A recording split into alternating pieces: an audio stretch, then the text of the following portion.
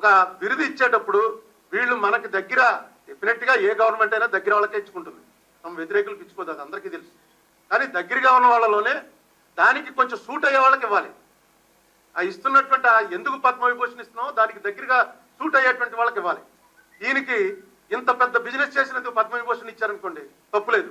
ఈయన మీద 1996లోనే యాంటిక్స్ అంటే పురాతన విగ్రహాలని ఎక్స్పోర్ట్ చేస్తున్నారు అనేటువంటి ఒక నేరం మీద ఒక కేసు ఉంది. అది 96 నుంచి ఇప్పటి వరకు కోర్టులో వివిధ దశల్లో నడుపుకుంటూ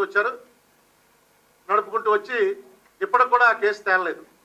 ఈవెన్ రామోజీ ఫిలిం సిటీలో అవసరానికి మించి యాక్ట్కి మించి 2000 ఎకరాలు ఉంది, సరెండర్ చేయని చెప్పి అక్కడ ఉన్నటువంటి ట్రిబ్యునల్ ఇచ్చిన తీర్పులో కూడా ఆ తీర్పుని ఛాలెంజ్ చేస్తూ ఈయన కోర్టుకు వెళ్ళి ఇది రాజశేఖర రెడ్డి నా మీద కక్ష కట్టి చేసిందని చెప్పాడు. నేను తెలుగుదేశం కార్యకర్తలందరికీ చేతులెత్తి మొక్కుతున్నా.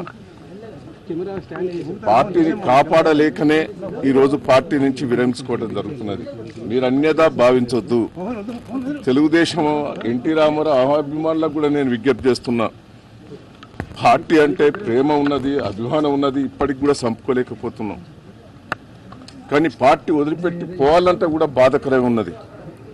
తప్పని పరిస్థితుల్లో ఇక్కడ తెలుగుదేశం పార్టీ లేవదనే ఉద్దేశంతో మొన్న వరంగల్ ఎన్నికలు కానీ కార్పొరేషన్ ఎన్నికల చూసిన తర్వాత పార్టీ ఇక్కడ లేకుండా పోతున్నది.